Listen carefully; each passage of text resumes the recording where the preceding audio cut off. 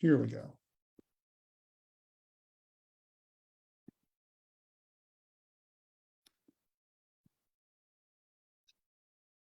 All right.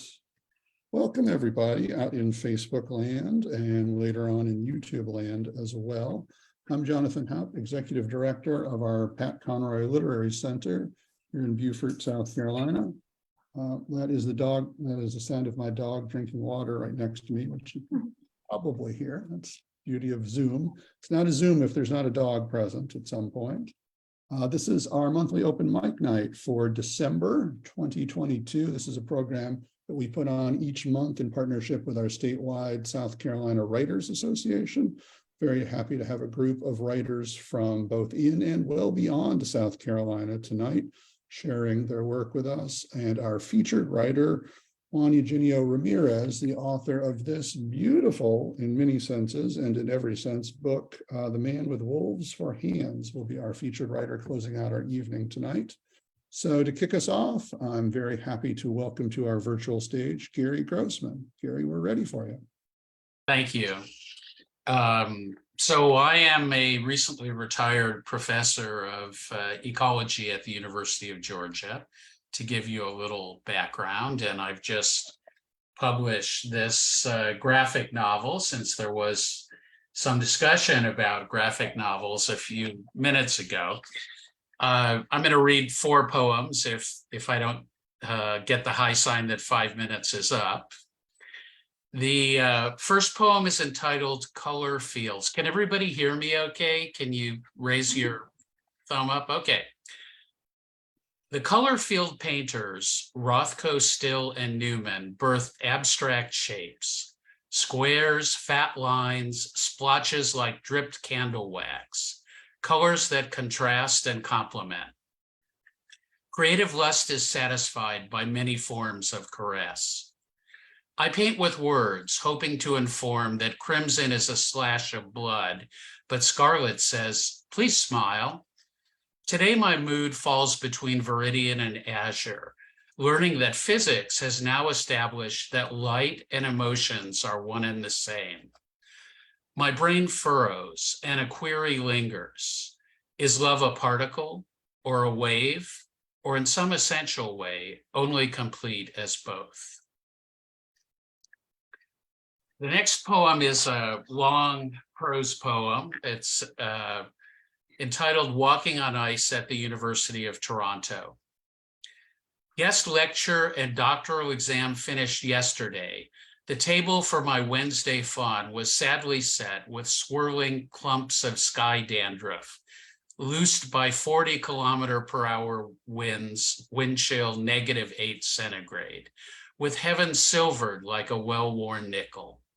Nevertheless, I portaged west on Bloor Street, seeking the Japanese art supply store and their tablets of fine writing paper, paper that delights in the purposeful cursive from my vintage fountain pens, as if italic letters were smiling week-old babies. Checking my phone, okay, only a mile from my B&B on Beverly, no problem. Although this residence is now just a B, pandemic cutbacks having removed all things consumable, including coffee. So I'm lucky that Starbucks nests half a block away on the corner with College. I'm not an ugly American, but reviews are reviews, and I felt like posting a notice on nearby phone poles. B&B, shampoo, bath mat, and bath towel missing since Sunday. Yes, I did burn a shit ton of calories yesterday, walking in the Arctic air back and forth from Medoko, the art supply store, which did lead to 7 consecutive blissful hours of sleep. For this small-town professor, unused to streetlights just outside one's double-paned window or carousing students at 2 a.m., why does everyone speak so loudly up here? But it's now 5:38 a.m. on Thursday, and although the corner Starbucks opens at 5:30 a.m., the ground cake is now covered with tiers of ice topped by snowy frosting.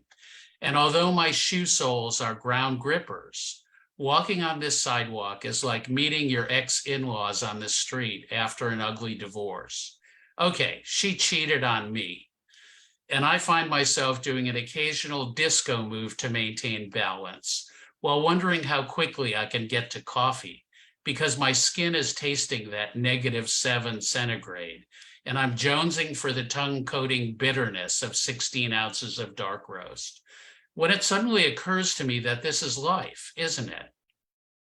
Maintaining balance while slowly moving forward over hazardous terrain, occasional slips and slides, peering in the dark for patches of non-iced concrete, wondering about arrival, progressing, and hoping all the while not to take a hard fall.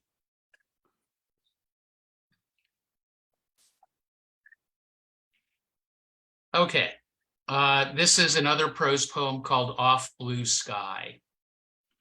So I asked the sky, who responded in a nettlesome voice, that's sky, capital S. What makes you so special? I mean, all those photos, paintings, poems, and descriptive phrases. And they replied, first of all, everyone's got it backwards. It's not Earth that holds us in place. We're the glue holding that glob of rock and dirt together. Earth hates that reality. In fact, we stop her from rolling down the astral bowling lane right into the sun, which would leave humanity twisting and popping like bacon in hot cast iron. We secure her in endless pirouettes like a baton twirler on the varsity squad.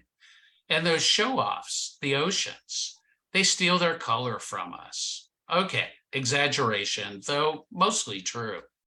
But is there anything that unites people more than the sight of us in a cobalt dress?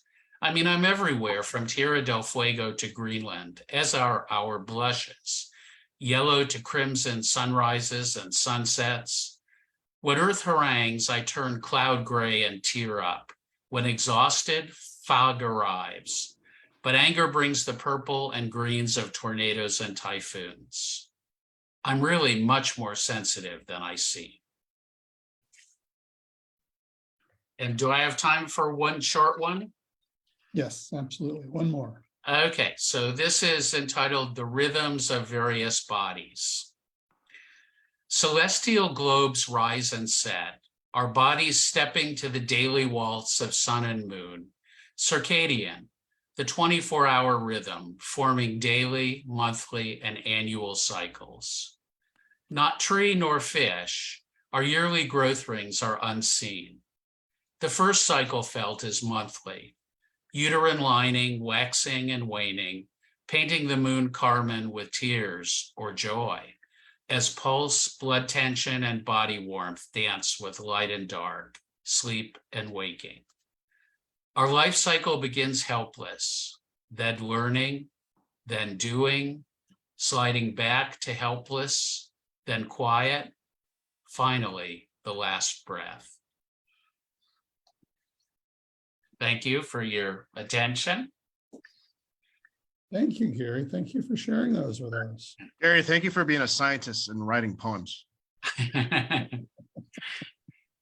We need more of that. That's awesome. Gary, can you hold your book cover up for us one more time? Can we see that? Got it. Thank you. Awesome. All right, reading for us next. Sherry, it's your turn. Are you ready to go? Certainly. I started writing this book after I had an episode of PTSD. So I washed my hands with vigor in hot, soapy water. Friction is the key to good hand washing. Oh, I'm sorry, my phone here. Okay. I know I am a nurse. The mere name transmits deep pain to me. I attempt to slow my breathing, but end up hyperventilating. In seconds, my fingers tingle. My unfocused eyes see dots, and cold sweat clings to my skin. I cannot be a nurse.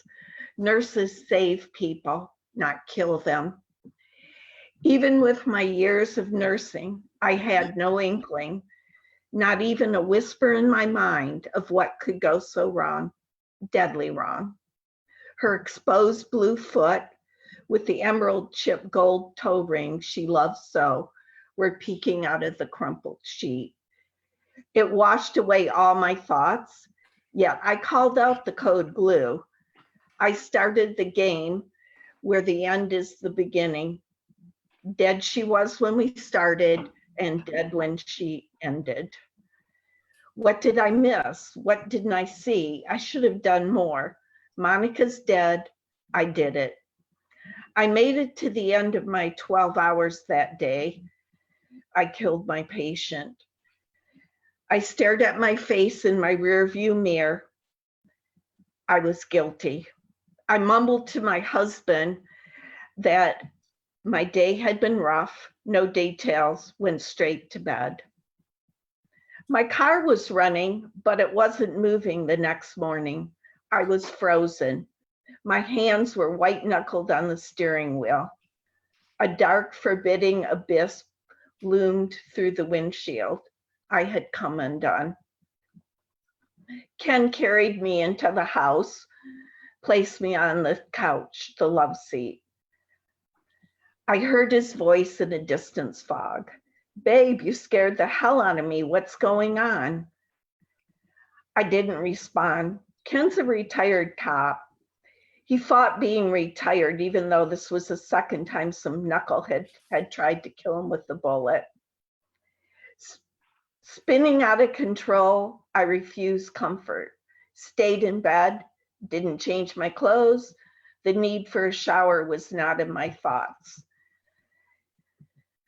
It was self-punishment. Ken tried silence. He went on a talking jag. He said all the right words. They didn't reach me. I refused all his offers to listen, to help, to care for me. I had killed Monica, my longtime patient. I deserved nothing.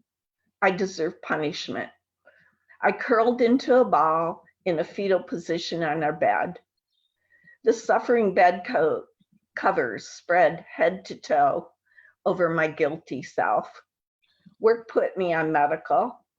They required a medical follow-up. In other words, seeing a psych person, I'd become a psycho. Thank you.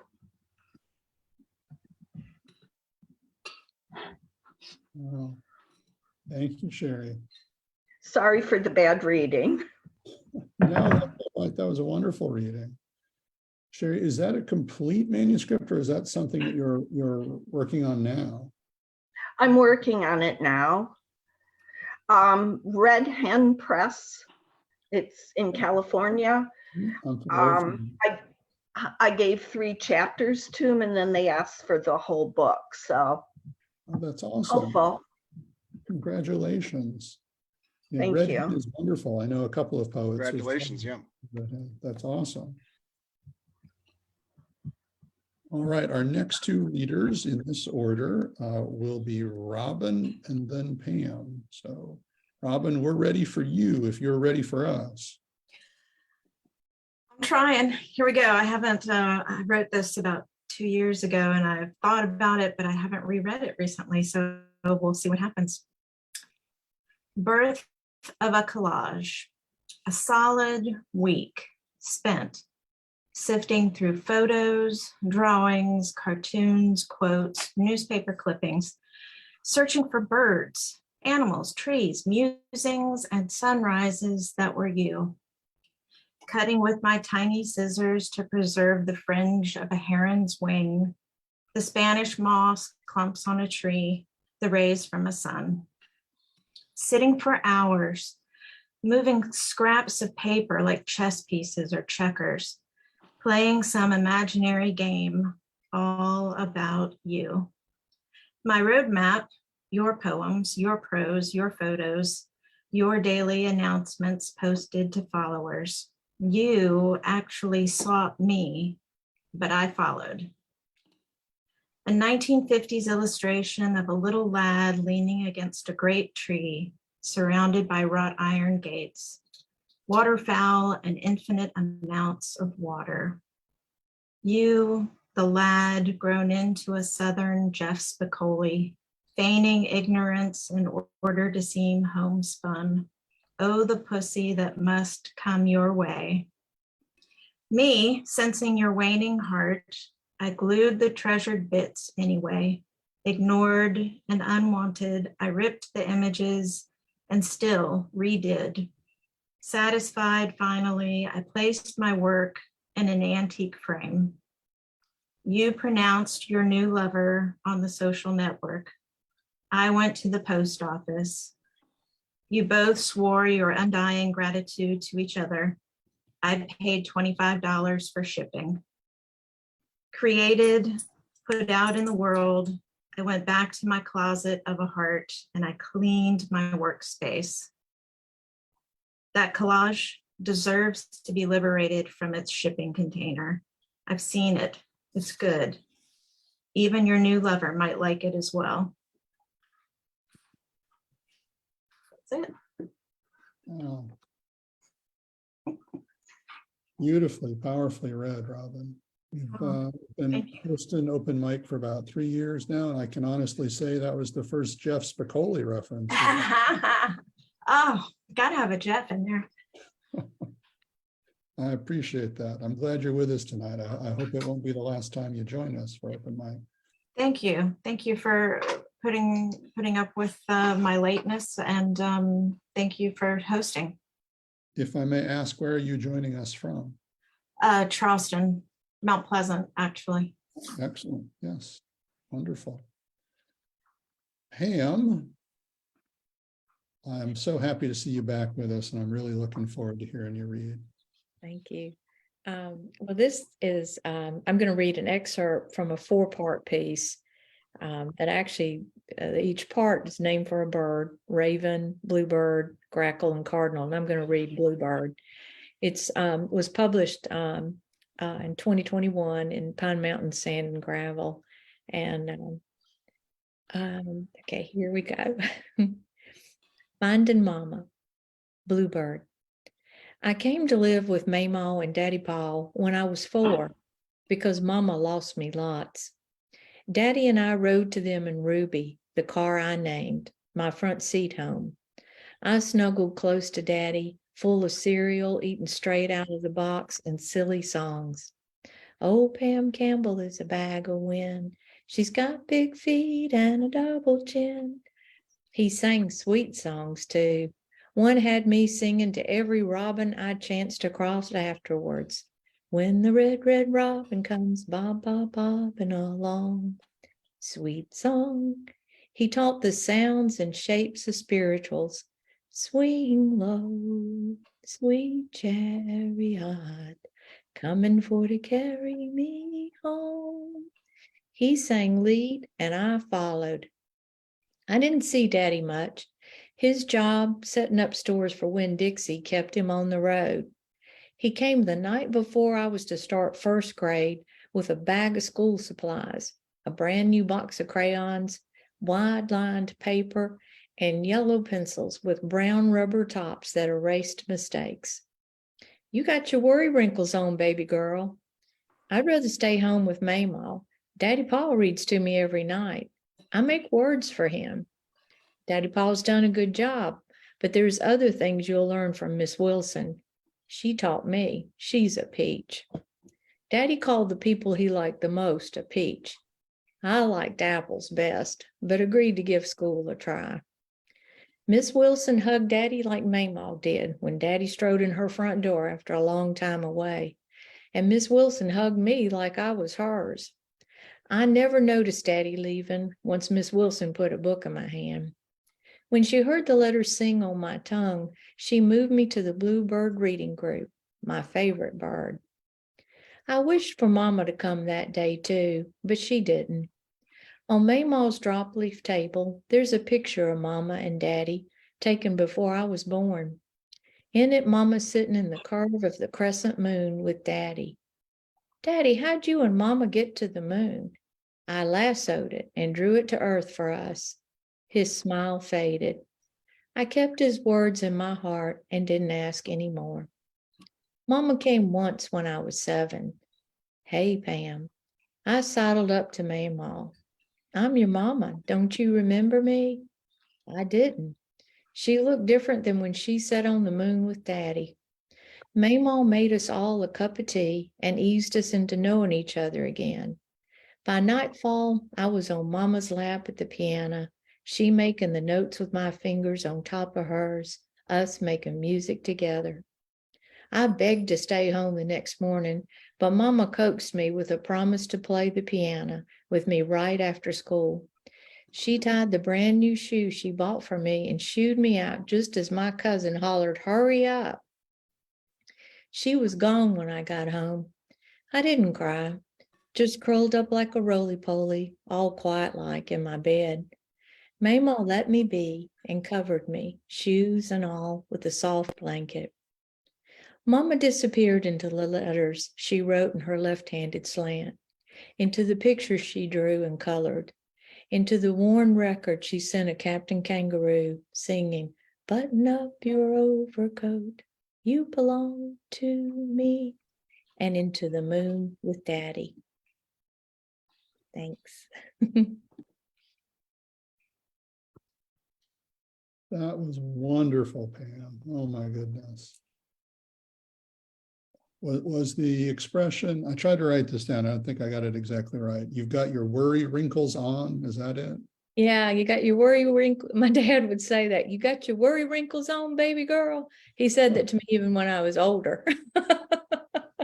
I wrote that down as well. Yeah, There's quite a few, yeah. I Yeah. passed it on to every child I've known that has grown too. But it just stuck with me. I love that he taught the sounds and shapes of spirituals. The shapes of Yeah. spirituals is really lovely. Thank you. Thank you. Thank you.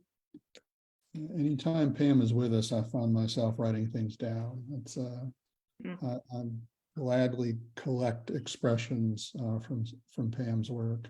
Yeah, that was wonderful, Pam. Really a joy to have you back. Thank you.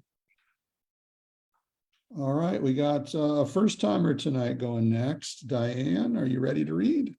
Oh, yes. Just give me a moment. Certainly. Thank you for being with us. I'm not so good at switching screens, and I should have made a copy, but I didn't. So let me just get back to where I was. I lost you the first time. Here we go.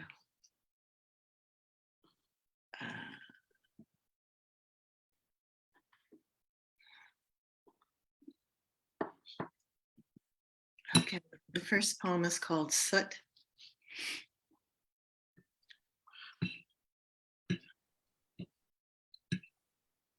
Through the hazy neon air, I sip my morning coffee and scan the iridescent pink and orange waves before noticing a film of soot covering my white table, a layer of black ash.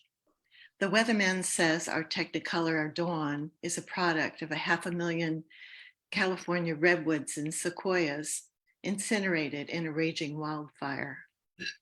While I enjoy my flip-flop summer eating bagels under my red umbrella, these once rooted ancient ladies flew 3,000 miles on the wings of a jet stream, cross country, 9 miles high, landing here to visit their New Jersey cousins. I recall measuring the girth of one redwood last summer in San Francisco. 4 sets of arms could encircle her broad trunk. I spray and wipe the dusty residue on my chairs, the lifeless debris of once vibrant, once green, once oxygen-producing leaves of graceful centurions. A deadly atmospheric shadow hovers on our shoreline, punctuating the grief. Ashes to ashes, dust to dust. The nutrient-rich carbon returns to the soil to grow another tree on our side of the continent. What a meager tribute to the tall, proud ladies of the West.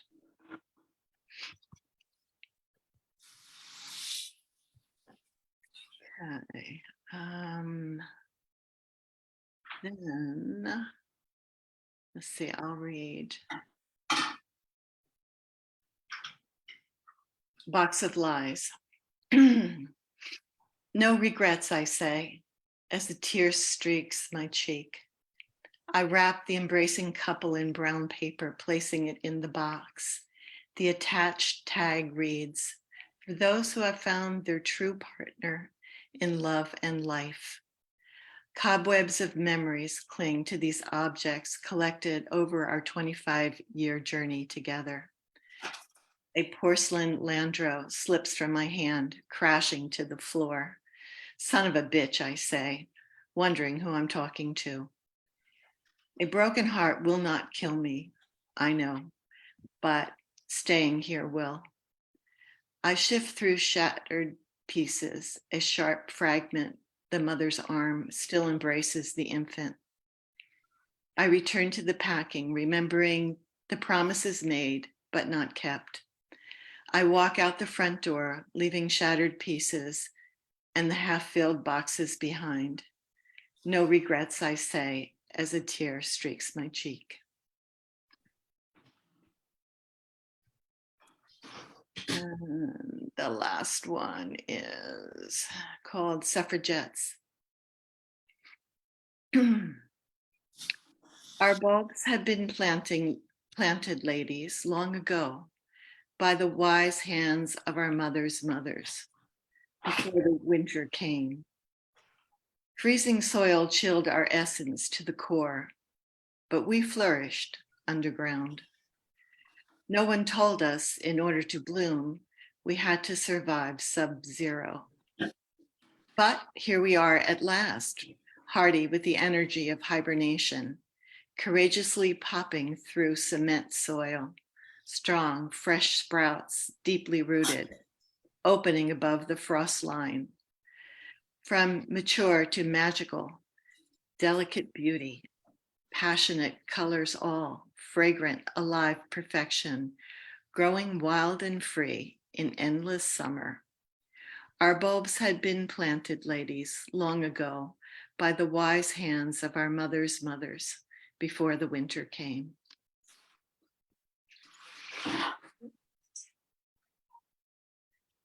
Thank you, Diane. Thank you so much for being with us tonight and for sharing those. Beautifully read, beautifully. Thank you. As you get to know the folks at the Island Writers Network, I'm sure they will share with you that they have their Hilton Head-based open mic night as well. That might also be something that you're interested in. Well, we have a slightly smaller group than normal tonight, but a wonderful group. I'm grateful for you all being here. And that means we're at the point in the evening already where we get to highlight our special guest featured author. Juan Eugenio Ramirez, as I mentioned at the onset, is the author of the recently published Man with Wolves for Hands, winner of the Nilsen Prize for first novel. That book was published in September of this year by Southeast Missouri State University Press. Juan was born in Washington State, but spent his formative years in Florida. He earned his BA at Florida State University and his MFA in poetry from Sarah Lawrence. His work has appeared in Carolina Quarterly, Armchair Shotgun, and Madcap Review. He's taught both middle school and high school students for 15 years and is currently teaching high school English at St. Francis School in Louisville, Kentucky. I have so enjoyed reading and exploring The Man with Wolves for Hands, which is lyrical and immersive and bizarre and surreal and just wonderful from beginning to end. So it's an absolute honor to welcome Juan to our virtual open mic night tonight. Thank you, Jonathan, for being so supportive and inviting me. And it's really nice to be sharing a space with folks who love this art form of writing and take it seriously and make it part of their lives or everyday lives. So thank you very much. Yeah, so The Man with Wolves for Hands. Yeah, there's a man and he has wolves for hands rather than, hands. He's got two wolf heads and they're sometimes sentient. Well, they're sentient. Sometimes they're doing what they want to do, and sometimes they're submissive, but they get into all sorts of hijinks. Today I'm going to read a chapter from later on in the book, deep into the novel, the book, each chapter begins with an epigraph from a character who actually doesn't make an appearance in the book. His name is Bob Lyle, and it's a series of either good advice or sometimes it's a bad advice, and sometimes it's bits of folk wisdom, sometimes is knowledge that's based on some sort of esoteric knowledge, I guess. Today, the chapter I'll be reading two chapters, but the first one, short chapters. The first one deals with his friend, the man with wolves for hands, his relationship with this woman named Lydia, who's a friend of his, and she's a poet, and has write these poems about her mother and her grandmother and connection with her family. A lot of these chapters, I attempt to reference works. This one in particular references Hesiod's Theogony and a book called Nature and Culture in the Iliad by the Professor James Redfield, who teaches classics at University of Chicago. And so every chapter either makes allusions to some work or references it directly. And so here we go. You need to read the creation story. No, not that one, but Hesiod's, Bob Lyle. The man with wolves for hands and Lydia walk under the influence of red wine, swashbuckling laughter into the humid night. As irreversible as that first day, Eros, most beautiful of all the deathless gods, holds chaos under its grip. They walk among live oaks whose Spanish mosses hang down like the gray locks of Dionysian priestesses. The wolves reach above his head, snapping at the dangling Spanish moss. The moon nears. The last bits of sun break through the live oak leaves, cooling the grove in an orate fire. A great horned owl high above their heads maunders in its hoot-hoots, welcoming the dusk, watching the strange pair with caution. Holding a notebook with her poems, Lydia recites in that same voice the Greek poet of Lesbos might have sung with. Here she goes again. The oncoming death of a parent provides too much of an incoherence with a self-righteousness, disjointedness, a matter for arguing the wrong things among adult siblings. Adult siblings forget themselves. Here, personal ideologies become clarion calls of expertise burdened with either the religious or the scientific, depending on how the person lives their life. But who is to say who is the more moral? And the dying person gets away from them or glossed over, embalmed before their time, their pale body even paler, shrunken and lost among the bickering. They are given over to the funereal hands. This is normal. They bicker and they bicker and they bicker. They draw lots for the remaining possessions. She calls this a prose poem, a meditation on eschatology. The man with wolves for hands feels eschatology is something that should be discussed sitting down. He sees some sawn logs and motions for them to sit. The wine has the wolves panting erratically, flush face, bits of Spanish moss hang from their mouths. As the moon exposes its silvery roundness through the cloud cover, the wolves lick each other, occasionally lick Lydia's hands. He pulls them abruptly away from her. Lydia continues reading as the great horned owl, its two yellow eyes unblinking, follows her steps towards the logs. A ballet dancer and teacher whose career spanned over 40 years is dying. She can't speak and lies in bed unable to move. Well, she shifts a bit. Her eyes are open as if in a wakeful sleep. She has suffered a series of strokes. She is more than likely blind and undoubtedly doesn't recognize any one of her 5 children or many grandchildren and great-grandchildren. Her organs work just fine. She is not that horrible term, a vegetable, though her heart beats slower day by day. She has been bedridden for the past year and a half, and some doctors attribute her almost stubborn unwillingness to part to a lifetime of rigorous dancing. Her body is strong, they say. You see, her art keeps her body alive. Who's to say she's not daydreaming constantly of lights and stages and point shoes and arabesques and saison and first position, second position, third position, fourth and fifth positions, satin ribbons wrapped around her calves. Here's Verdi and Tchaikovsky streaming through her head, and Scheherazade or Madame Butterfly or Lacme's Flower Duet. Still beats time with a cane on wooden floorboards as students rehearse a choreography of her own composition, or the vast mirrors and wooden beams of the studio where she worked every day of her life.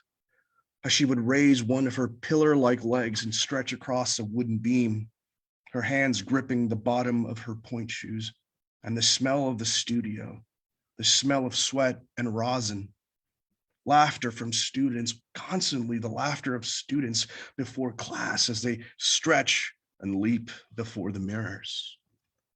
She might not be able to utter these things, but the images could be there, are there.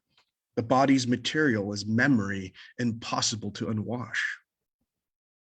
The man with wolves for hands, his eyes constant on the oniric pullulation sprouting forth from Lydia's lips, listens as the wolves dance above his head, forcing his arms moonward. Lydia, like some moon-soaked goddess, out of the primordial dawn when Eros shaped chaos into order, lays her litany down. The wolves snap at the moon, howl and yap at the moon, bark playful barks at the moon like zealous but honest worshippers at a midnight rite. Hula comodoe, foolish barkers. He thinks this piece is so much better than her last one. He sees it, not in his head, but in his spine, in his stomach. He feels it in his head. The word is a wrathful God. Soon in the distance, out of the darkness of the oaks, like ghosts, come approaching three figures. The wolves hear the crackle of leaves underneath the figure's steps. Their ears stand erect, muzzles directed toward the approaching three figures. The wolves do not bark, but whine. The three figures walk abreast, gleam as the oak leaves gleam. The center figure is much taller than the other two, who occasionally jump and smack the top of the tall one's head. They dance around the center figure. As they near, the man with wolves for hands notices the center figure's head is much too large for its shoulders, a horned head, an animal's head with long ears. Two young women and a man with a goat's headdress, a mask made from a taxidermied goat with great spiraling horns, hail the man with wolves for hands and Lydia. The goat man stands shirtless. The women wear garlands made from an assortment of Spanish moss, twigs, and oak leaves on their heads. The great horned owl gyrates its head, flutters its wings. Hi, what are you guys up to? Lydia asks. I walk with these two because they are blind. Blind as drunk as we all are, Saipepikamus, says the goat man, his voice muffled but lucid. Excuse me? There's a clearing just back the way we came from, says one of the young women. Kind of far, but not really. It's part of Bob Lyle's property. And there's a party, Saipepikamus. No, says Lydia. What do you mean by that last little bit you just both said? Both the right wolf and the left wolf shift uncomfortably. They pull the man with wolves for hands forward toward the two women and the goat man, with the right wolf's lips begin to curl, exposing its yellow canines, while the left wolf sniffs with vigor. He pulls them back, nestling their maws against his chest. The wolves cry like pups. We got a thing, says the goat man, Saipepikamus. It means we often sin, says the other woman, Saipepikamus. Right. Who's Bob Lyle? Asks Lydia, and the wolves calm down. The question brings down an onslaught of whooping and hollering from the two young women and a torrent of harsh chortles from the goat man. which makes the wolves yelp and bark, and their laughter in that dark forest makes a sound like an incessant battery of cannons. The great horned owl takes off, flying above their heads, disappearing into the night. Bob Lyle's a great man, a true American hero, says the goat man, a man who sees it all and has done it all. Sayapipikamus. He's Chico and Crazy Thumb's dad, says the first of the young women. It's their party. You're on his property. We're on his property. Sayapipikamus. We must have walked further than we thought, says Lydia. We thought we were still in the park. Ain't no worries, says the goat man. You should come with us. Sayapipikamus. The wolves pull free from the man with wolves for hands' chest and begin barking viciously, lunging toward the three figures who laugh and laugh. That's the end of the first one. So hula komoroi is a term used in the Iliad. In Homeric Greece, dogs were actually not viewed favorably. They were connected with the underworld and death, and a terrible insult was to call someone a dog. And the foolish barkers is also a reference to jackals who would eat and feed on the dead bodies of soldiers. Sayapipikamus means, yeah, exactly that. It means we often sin in Latin. All right, so this next one is much shorter, and thank you very much for sticking around. So here we go. We're going to meet the other friend. So the novel revolves around the man with wolves for hands and these series of friends, these three friends, Lydia, the doctor, and the cowboy. The doctor is his shrink, basically, that he looked up using, he's paying for it with his school's, he's a teacher, he's paying it with school insurance. And the doctor is a bit of a raconteur, so that's his way of like a treatment, is just hearing himself talk and talking to the man with the wolves for hands, tells him all these crazy stories. So here we go. Here we also have a theme that I work on in the novels: heirlooms and family, things that get passed down from family, from generation to generation. And also this constant tug between paganism and Christianity, very much like sort of, if you've ever, but Beowulf, constantly this tug between the pagan past and the new and Christian God. All right, so this is the epigraph from Bob Lyle. And behold, a certain lawyer stood up and tempted him, saying, Master, what shall I do to inherit eternal life? That's from the Bible, boy. So listen, on the road to Two Egg, Florida, there is gold dust settled on the pebbles. There are big signs nailed to the pines. The signs read, my God is an awesome God. Life starts at conception. Behold, new hope. On the road to Two Egg, Florida, one can't help but think of death. Not in a macabre way. Two Egg isn't macabre. The town's one gas station serves both as a filling station and visitor information center. They sell boiled peanuts there. They sell cane juice there. Think of it this way. A man steps out of his place and into the rain. Tucked in his underarm, he carries a green carton of menthol cigarettes and a My Little Pony toy still in its package. Where's he going? Ask yourself that. Where's he going? Bob Lyle. Over breakfast toast with orange marmalade, eggs fried sitting in his garden, the doctor tells the man with wolves for hands that romantic agony cultivates push-button sex tendencies. And should this type of sickness ever engulf his body, he should read as much 19th century English literature as possible. But for the moment, to never mind that. In the deep south of this country, says the doctor, in northern Florida, I should say, nestled near the Alabama border, is the township of Galaxy, a town of growers, packers, shippers, and thick pollen. Galaxy has a curious Sunday ritual that revolves around their church, a Protestant church of no particular denomination. The building is important here, not the religion. Its materials, its space, its purpose. One can rail and rail on religion. It's too easy.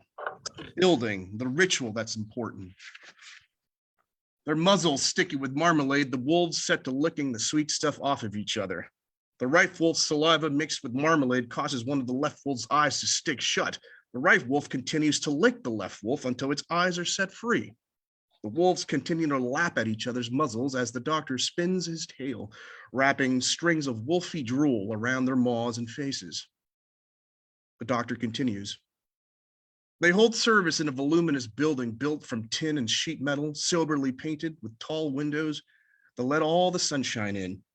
What do I mean by soberly painted? I mean drab, a drab color. It doesn't matter.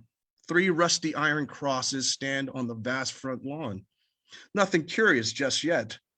The building serves 2 purposes, house of worship and repository. Townsfolk store all sorts of personal paraphernalia there. From family heirlooms to toys and clothes their children's children have outgrown. Entering the church, its architecture more like an aircraft hangar, the spacious central area resembles more an antique mall filled with the townsfolk's discarded property. An antique mall where nothing is for sale but stored in pious silence. Rattan and wicker furniture, some of it frayed in places with the passing generation's use. Bookshelves and china cabinets filled with jewelry, crockery, pottery, all sorts of finery, books and books and books. The space smells old and learned. Children's bicycles and tricycles with tassels at their handles, toy tractors and trucks, porcelain dolls, plastic dolls, rag dolls, stained, torn, loved. Old, unpolished cutlery, lamps, quilts, golf clubs with real woods, lawn gnomes, rocking horses. None of it is for sale. The man with wolves for hands manages to calm the wolves' passionate grooming and settles them on his lap, the corners of his mouth glossy with marmalade. The right wolf gives him a quick lick, cleaning the marmalade off. The sun is hot, but the air smells like rain. The doctor crosses his legs, lights a cigar. He draws another much slenderer cigar from his pocket, lights it and places it in the right wolf's front teeth, who delicately brings it to the man with wolves for hands' mouth. They exchange moistness, and he takes the spliff into his mouth and inhales deeply. The doctor smiles, and his teeth glower like an animal's. He takes a big huff from his cigar and says, before service every Sunday, the townsfolk gather and dutifully empty the space, placing their various heirlooms on the vast front lawn, arranging them around the 3 rusty iron crosses, their own little Calvary. You do know what Calvary means. Good. Everyone lends a hand. Even the little ones hop in and out of the church carrying some of the lighter things nestled in their chubby arms or clutched in their tiny fists. This isn't something that happens quickly. It takes hours. There is a reverence to it. These people sing hymns as they toil. Please ash in the ashtray this time, thank you. No. You may continue. Let's just try it this time to make it less of a mess. They also laugh and hold things up to the sunlight beaming through the windows. Small moments of remembrance, I presume. A great-grandmother's ring, an uncle's favorite wooden spoon, a mother's sewing kit filled with tangled yarn and string. You must understand, this is a very close community. And when they're done, all the townsfolk file back into the church for their service.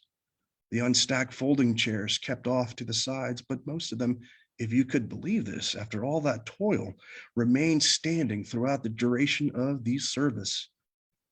They've been doing this for generations now. Once the area is cleared, one sees the pulpit fashioned from sheet metal set on a dais, yes, like a king. Above the pulpit, hanging from some of the girders suspended from thin steel cables, another great rusty iron cross hangs. The sermon begins. They sing more hymns. They shout and praise. The names of Jesus and the apostles are invoked. Some of the children flick each other in the ears. No.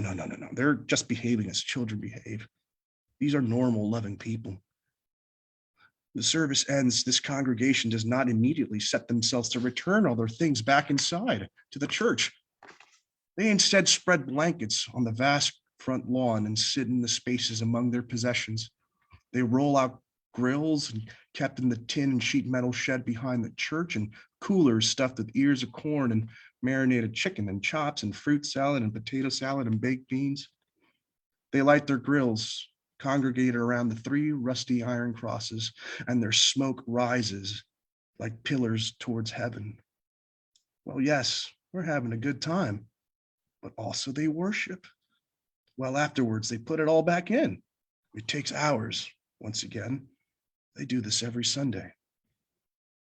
The spliff hangs from the corner of his mouth. He raises the wolves imploringly uplifted. He looks at them. They flick their tongues. They whine like pups. They shake themselves. The doctor, his stories no longer seem stupid. He wants to carry things. He wants to build things. He wants to cook things. The wolves nuzzle his face, lick his face. The right wolf takes the spliff from his mouth, places it in the ashtray. He scratches them behind the ears with his teeth, making doggy sounds. The wolves, like jubilant children, bark and yelp in excitement. The rain begins to fall. Thank you.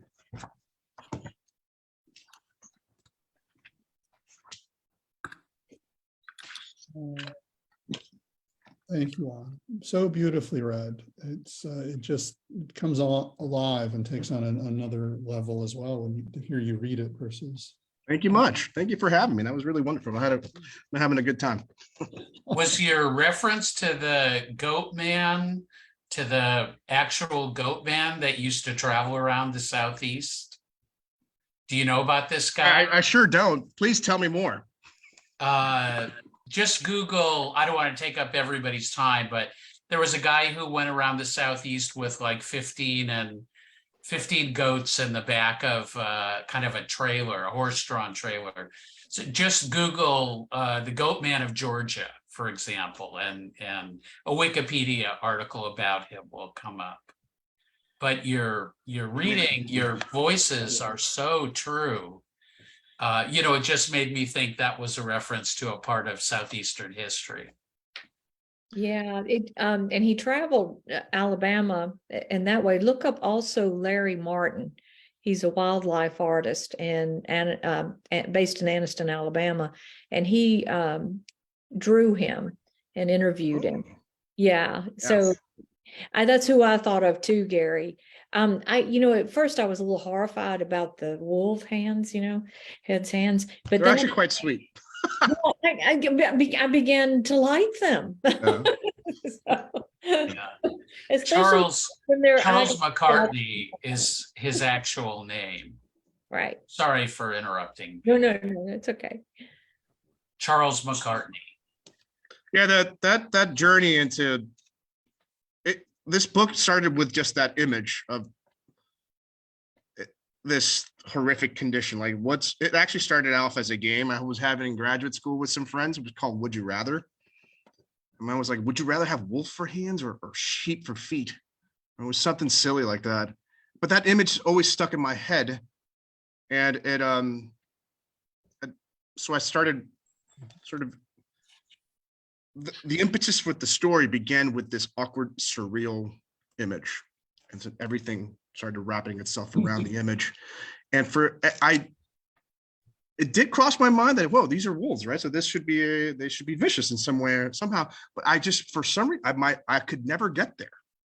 Everywhere where I was going with these wolves, they always became like doggy-like or pup-like.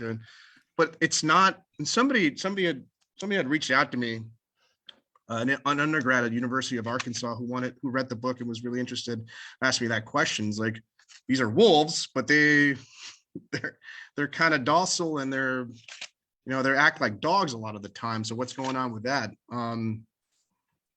It's more of a suppressed allegory or a metaphor for suppression of all sorts of other things. And I guess you can use your imagination. So actually, we often sin, right? We often sin when we use our hands to sin very often with us. So there's that. But wolves in real life are not vicious. I mean, that's kind of a misnomer. Right. So television. So I just couldn't get there. I couldn't make these wolves, vicious in any way. So is the sequel going to be, what is the feet called? The sheep feet? Yeah. Sheep for feet. That's All what right, there you go. I was curious, are you familiar with the director Terry Gilliam? I'm a huge fan of Terry Gilliam. I think The Adventures of Baron Munchausen is one of those films that I saw as a child. And you know how when we experience art as children and it just makes that impact that just shapes how you see the world. That film did that for me. Just like when I first read the line "The Witch in the Wardrobe," you know, as I was like in the 4th grade or something, and it just grips you, right? And it's just there. And yeah, that the adventure. I'm glad you brought that up. I was thinking about that movie the other day and how wonderful. I want to reference it in my next book. Actually, I'm working on my next novel, and which alludes to a lot more works of art and books. And I was like, I need to put Adventures of Baron Munchausen in there, and Terry Gilliam. And Terry Gilliam, you know, I mean, he was so brilliant as with Monty Python, you know, this highly educated person who could be silly in an educated way. And when you were reading your book, I kind of felt that way. You know, you made all these references to other authors at the beginning. I was like, oh no, I haven't read those people. I won't know those people. But I think you did a good job with the quote that they keep saying and what it means and everything. So I didn't feel ignorant or anything, but I kept picturing Terry Gilliam, and especially when you were talking about all the stuff, I was like, I felt like I was watching a Terry Gilliam film. So wonderful. Thank you. That's big kudos. That's a wonderful compliment. Thank you. He's one of those artists that I look up to, and it's all there in the back of the mind, right? Yeah, very cool. Yeah, I was very young when I saw that movie, and I own it and I watch it a lot. But again, it made such an impact. It just again grips your imagination, doesn't leave. You've seen Brazil and The Fisher King, and I've seen The Fisher King. Yeah. What about Brazil? I have not. Oh my gosh. You guys. I'll write it down. Brazil. I'm writing it down. Yeah. Add it to the watch list. Yeah.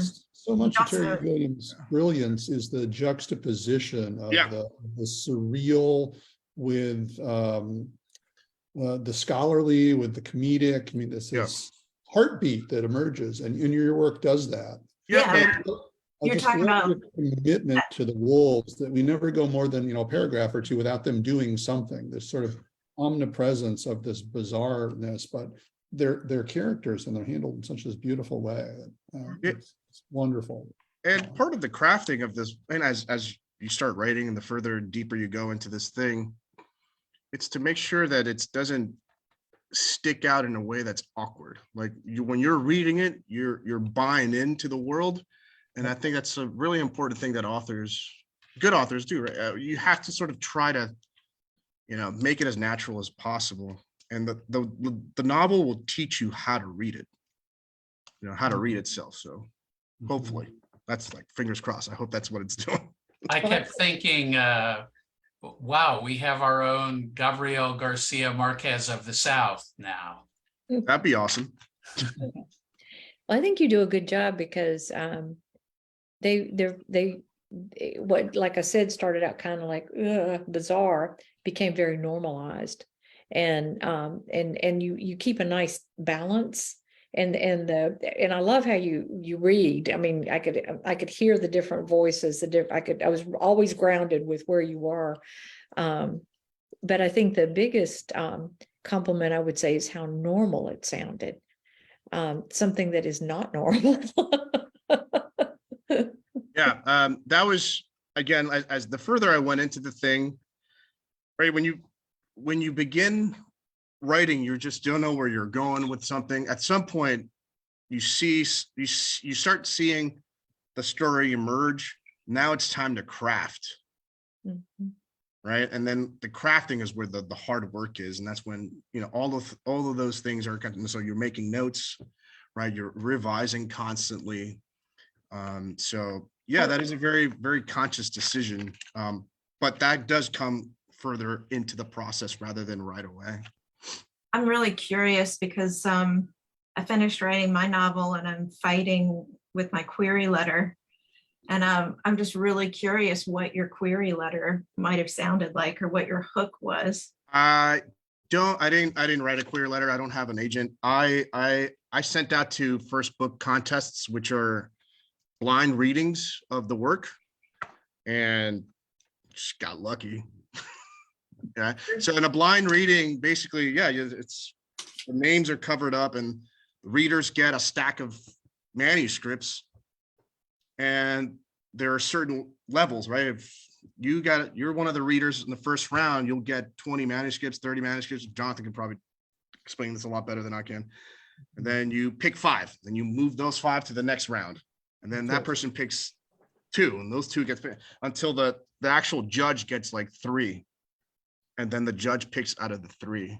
So what I did was on Poets and Writers is one, I just went on Poets and Writers magazine, and they have all sorts of, you look on their website, they have all the places that are offering first book prizes, and there's tons of them. And it took about a year of sending it out, sending just about every week. I would send to 2 or 3 places until something stuck. It's interesting because I've been writing poetry for a very long time. I have 3 manuscripts that I've sent over and over, all over the place, everywhere, over and for years and years, nothing. And this stuck. Yeah, I was going to ask I'm sorry, Jonathan, if you, so that was a conscious decision not to deal with agents and query and all that stuff. Yeah, and also I understand what I'm writing and what the aesthetic is, and I'm not sure if it's for the big New York publishers with, maybe later when I'm later in my career, but for right now, I don't think that's what I'm looking for. I was looking for somewhere small, independent, an independent publisher, an indie press, or a university press. I seldom go more than a day or 2 without recommending that directory on for Poets and Writers, to somebody, a subset of it or the whole thing. It's extraordinary. It's very useful. Yeah, absolutely. And, I don't think I can hold this up and show it on screen in a meaningful way, but there's a non-normative layout, let's say, to the book. It's not what you imagine a novel should look like on the page is not quite what this looks like. So it was a risky thing, I think, for folks to take this on, but it's beautifully presented. It really is just a handsome artifact of a book too, as well. If you look, if you ever pick up the novel, you'll notice that the paragraphs are written like basically like prose poem stanzas. Yeah. And I don't use quotation marks for dialogue. I use the M dash. Yeah, and also I do this weird, the man with wolf's hands never actually speaks. But what you do here is I did a lot of it in the second piece. The speaker, the person who's speaking is responding to something apparently that the man with wolf's hands has just said, but we don't actually hear his voice. The other thing that doesn't happen, that nobody actually directly references the wolves until towards the end. But neither Lydia nor the cowboy nor the doctor reference the wolves or directly. Well, that's the brilliance in it. But I'm wondering, how did you keep track of all of this? Yeah, great question. It started as a series of vignettes that I would go back and write a little bit every day, and it would just get bigger and bigger and bigger and bigger. And then I placed them all in one document, and then I just started moving them around, kind of like a jigsaw puzzle, because it does not follow a traditional narrative arc in the Aristotelian sense, where there's like the rising action and all that stuff. I was fine with the patchwork effect that it portrays, and it's kind of like a collage basically, and I had fun with it. And as a poet, I just felt more comfortable that way doing that. Yeah. And what's not in the novel, I thought the unspoken, the space between the chapters, I guess you would call them, I thought was just as important as what's in the chapters. That's the poet in you. Yeah. That white space. Yeah. to let that I can't wait to read it. because I want to breathe into that space and see what the unspokenness is now. So yeah. It's also used a lot in folktale and fairy tales. If you're familiar with reading fairy tales and folktales, time seems to be not it's not that it's not important, but it doesn't function the way we conceive as time. And a lot can happen in a flash. And we just don't know it. We don't see it. But I try to do something similar. You said you had a couple of previous works that you sent around to people. Were they at all similar to this, or is this just? Oh, my poetry? No, well, okay. Yeah, actually, some of the characters, I have this manuscript called The Gladesman Fire. It's these series of narrative poems, persona poems that are narrative. And there's these characters, Stonewall, there's Lydia, Bob Lyle, Chico and Crazy Thumb. All these are characters from this particular poetry manuscript. And it all takes place in South Florida, where I'm from, I'm from Homestead, Florida, by the way, which is about half an hour away from Key Largo, about 30 miles south of Miami. And it's at some point, it was the #1 grower of our winter harvest before, I guess it was before NAFTA, but it was a farming community. The Redland is this huge part of Homestead, which is a massive farming community, and Everglades is 10 minutes away, basically. So there's a lot of this landscape. Hurricane Andrew, yeah, I was about 10 years old when that happened, and it completely decimated Homestead. Actually, the first thing I ever published, it was in the Carolina Review, is this long poem called Homestead, where Homestead as an allegory, and it talks about the storm and again the landscape. I can't escape flora and fauna of Florida. It's one of my favorite things to talk about, write about. It's again, this has gripped my imagination. It doesn't go away. I'm always going to be writing about it until the day I die. I lived I'd lived nearly 7 years up in the Panhandle, Tallahassee. So the giant live oaks with the big branches that come down to the ground, and they form these beautiful wooded oaken temples that again just sort of stay stuck in that subconscious and imagination. Conroy used to say that every writer will eventually find the place that is both their muse and the central character. Oh, what a lovely, lovely thing. Yeah, yes. Right. James Joyce had Dublin, right? And I got Florida. Specific parts of Florida, I should say. Yeah. Gary, was there a question or a comment? You're muted, so I can't hear you. But... Yeah, no, I just need to leave. So thanks, everybody. And it was wonderful. So thank you very much. Yeah, hope I get to see you all again. Thank you all for joining us. It's a good opportunity to wrap it up for the evening. This is our last open mic of the year, and what a wonderful way to close out the series for this year. So I thank everybody for joining us. Thank you, Juan, for being our featured author this evening. And we'll see you all again. January 12th will be our next open mic. And our featured writer that evening will be James Davis May, author of the forthcoming poetry collection, Unusually Grand Ideas, and director of the writing program at Mercer University. So we'll be back online then. Happy holidays. Good night, everybody. Thank you all so much. Merry Christmas. See you later. Thank you so much for your support.